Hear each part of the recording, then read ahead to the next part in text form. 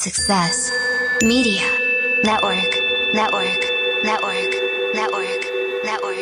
Network. Network.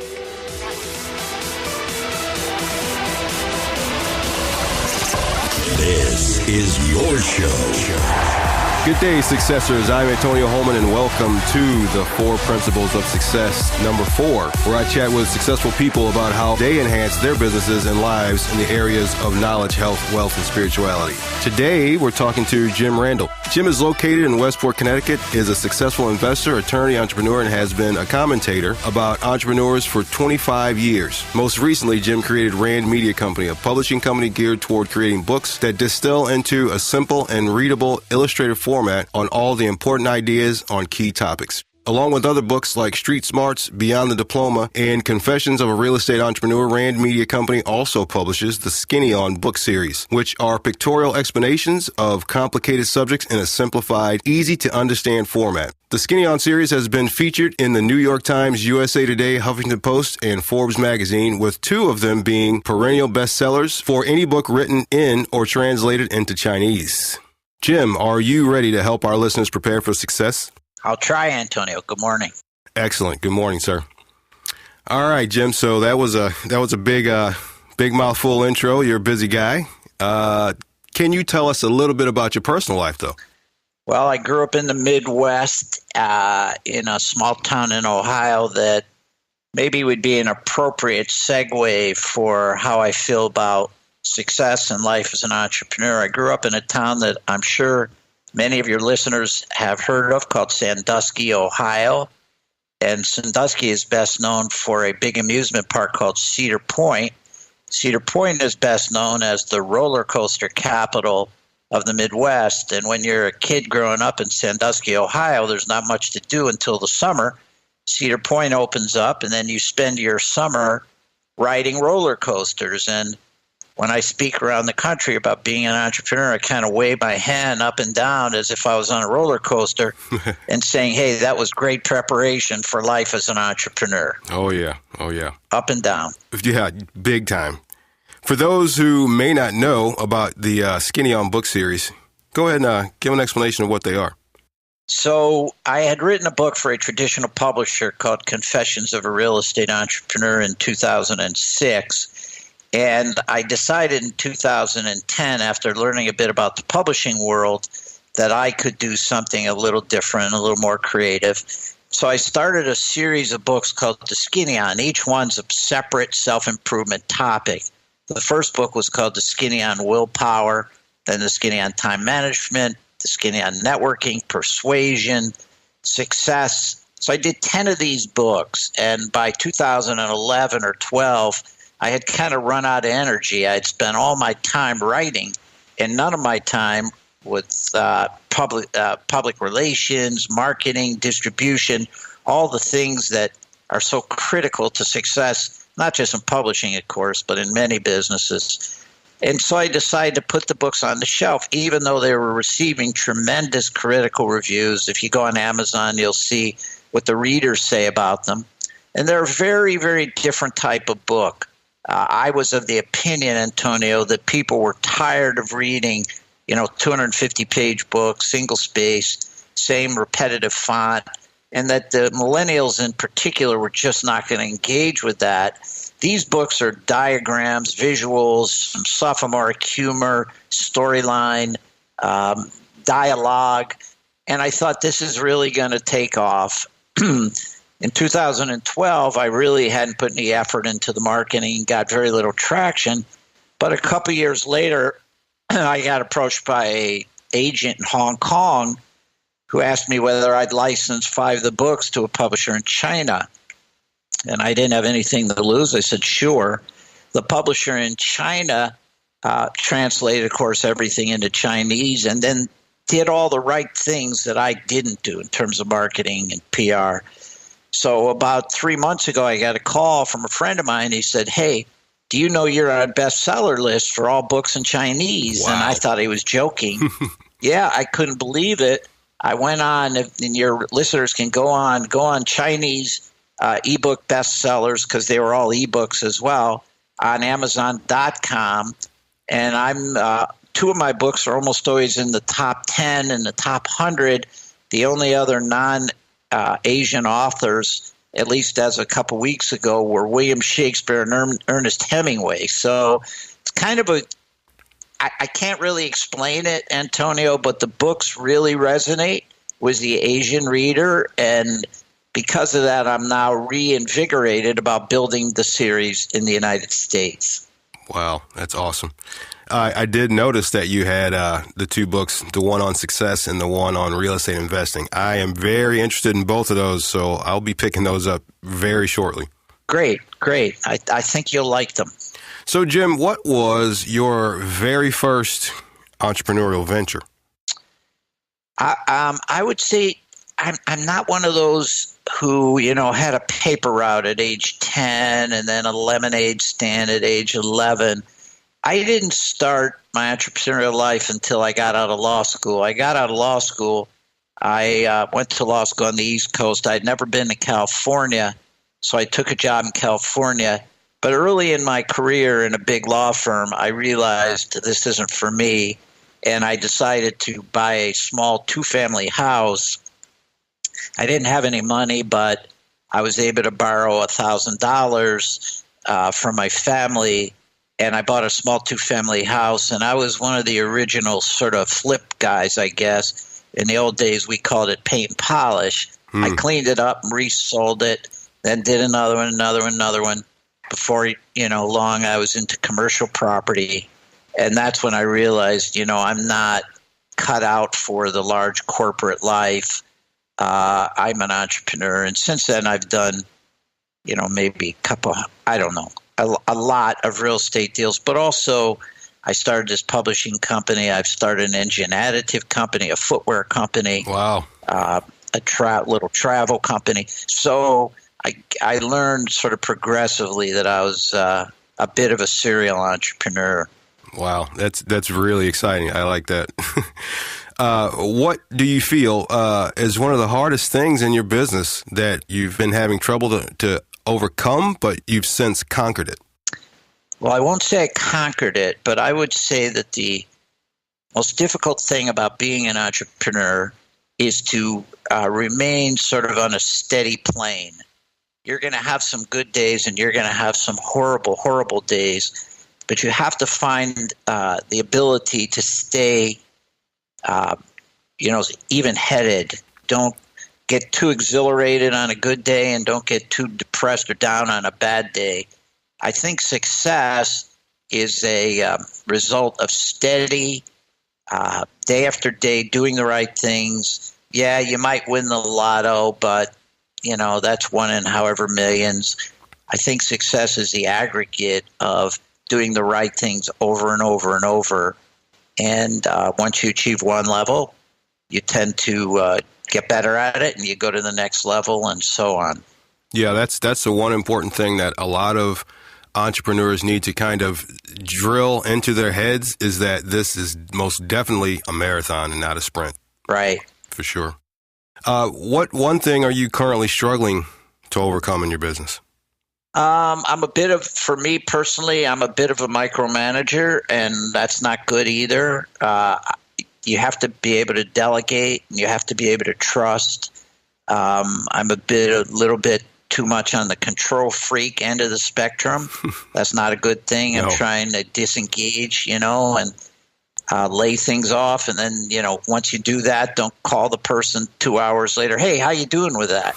Right. You gotta, you'll never build a business or never be successful on a larger plane if you're too much of a micromanager or a control freak. Mm-hmm. Delegation is key. What do you feel is your one biggest business triumph to date? Well, I'm going to tell you a good story and a bad story, and it's kind of consistent with my up and down life, the roller coaster life of an entrepreneur. Mm-hmm. So in the 80s, I bought a very large industrial building, 185,000 square foot factory building. And I was aware in New England that there are small outposts of factory outlet centers where, today they're quite common, but back in the 80s, there were, manufacturers who would sell their goods direct to the public, very low priced. And but they'd be one and twosies. They'd be a couple in Maine, a couple in New Hampshire, one or two in Massachusetts. And I decided, wow, if I could put all these manufacturers in one location, that would be a great success. And in the 80s, I did that.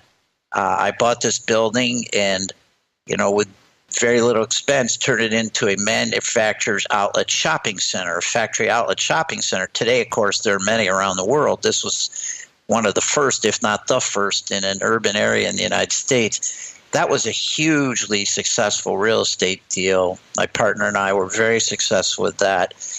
And now just so the other side of the coin, so that your listener can understand what it's like to be an entrepreneur. At the time that factory outlet center was very, very successful, there was a small tenant in the corner of one of our floors who was selling bedspreads and linens, pillowcases, towels. And it was owned by two guys. It was called at the time Norwalk, which is where this center was, Norwalk Linens. And the two of them asked me if we could have lunch. And I said, yeah, sure. And the three of us had lunch, and they said, look, we think we can build our little store into a regional chain. We'd like you to join us, be one of our founding partners. At that time, I probably would have been the third partner. And I was riding pretty high because this outlet center was so successful. People were coming from all over metropolitan New York area to see it and shop in it. And I was, at the exhilarated end of my roller coaster ride. And I said to them, guys, thanks very much. I appreciate the offer. It's quite flattering. But I'm doing quite well, and I think I'll take a pass. And so I'll save you guessing, but that company is now Bed Bath & Beyond. Oh, my. Oh, my. Oh, yeah, wow. Right. The roller coaster just took a deep dive. Yeah. That's a serious mistake. Oh, man. But, that's it. You're riding, if you're an entrepreneur, you're on the ups, you're on the downs. Sometimes you're upside down. Sometimes you're sideways. It took me a couple of years to get over my mistake once I realized how stupid I had been. But, you get up off the ground, you keep trying. Wow. That was a heck of a story, Jim. Yeah, a heck of a mistake, right? Oh, man. Oh, man.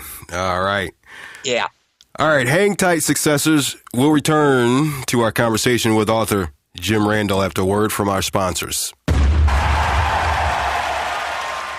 Are you tired of using a ton of different services to help run your business? Here comes Zenlista to the rescue. With Zenlista, you can connect, post, schedule, and find content from all of your social media accounts. List and auto-update your company listing on over 300 sites and search engines. Generate live leads sent directly to your email. Monitor and manage your reviews and reputation before they're available to the public. See how you compare to your competitors. You can even create landing pages to gain new clients. Along with free one-on-one training after sign-up, Zenlista has all of this and so much more, all in one place. Exclusive for the first 250 listeners, receive 75% off the regular price. Sign up today at the4pos.com/Zen. Again, that's the4pos.com/ZEN. And we're back with author Jim Randel, author of the Skinny on book series, which was described by the San Jose Mercury News as one of the best, most interesting book series that kicks rears and takes names using entertaining writing, stick figure drawings, and a comic book style layout that uses simple stories to convey valuable information. So, Jim, this is the nitty-gritty part of the show where we talk to you about how you enhance your life and your business with the 4 principles of success. Enhancing knowledge, health, wealth, and spirituality. So, Jim, what are you currently doing to enhance your knowledge? I'm a compulsive reader, Antonio, and I'm a compulsive questioner. When I'm with, this is, I guess, the premise of your podcast, but when I'm with people who are successful, I'm pestering them with questions to the point that they just eventually get up and walk out of the room because, A, I'm curious, and B, I want to know, Yes. Are there common threads? Is it just luck? And then I read everything I can. I have trained myself to read fairly quickly. And, my goal is to read 2 or 3 books a week. I don't always achieve that. These are nonfiction books, a lot of self-improvement books, biographies, history, so forth. So I'm constantly trying to improve my knowledge base. That's a big, big part of my life. Yeah, it seems like a common thread to successful people are people who read a lot and people who ask lots of questions. Right. I often tell people who work for me, you never learn anything talking. No. Talking is just you telling somebody what you think or what you know. You're never going to learn anything talking. And, there's some joke, that's why I have 2 ears and 1 mouth or something like that. But always better to be quiet and listen. Absolutely. What are you currently doing to enhance your health? I'm a little bit compulsive about what I eat. I work out, try to work out 7 days a week. I try to read, about what are the best things to do in terms of diet, in terms of vitamins, in terms of supplements, in terms of exercise programs. My wife would say I'm a little bit over the top when it comes to that. But, I have found, and I'm sure your listeners have as well, that when you're fit, your mind is clear. It's not just about your body. If your body is strong, your mind is strong. And so, there's an expression, fatigue makes cowards of us all. So, the stronger you can get, the stronger you'll be in whatever endeavor you pursue. Absolutely. Absolutely. I love those words because I've realized personally those words are so, so true when it comes to health and the things you put in your body. Incredible. What are you currently doing to enhance your wealth? Well, as I noted to you, I'm this kind of serial entrepreneur type. I'm involved with many real estate deals, both in the Northeast and in Florida, where I've been investing in Miami for a number of years. I am involved with 3 or 4 startups right now, one of which is this publishing company. And, when I say that, Antonio, I remember, and you told me to remind you of this, that we are offering a promo. And you tell me when you want me to mention that. But our Skinny on Book series, which all of a sudden is getting hot all over again, is willing to offer the first 20 people that follow the Skinny on Twitter and tweet to their followers using the handle @theskinny_on, get a free copy of our newly updated book called The Skinny on Time Management, which, as I mentioned to you, is one of the best-selling books in China. That's so incredible. They'll get it in English, by the way. It's going to be in English, but I'm saying that's just an indicator of the attraction of the book. Okay, Jim, what are you currently doing to enhance your spirituality? Yes, so that's a tough one, Antonio. What I do works for me, and that is every night before I go to bed, I just think about, is my life in balance?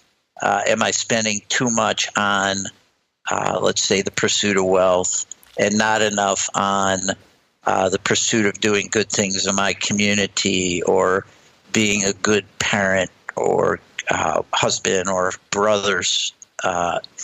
I try, what I call spirituality for me is living a balance so that you find just the right mix. And it's very, very hard to do, I think.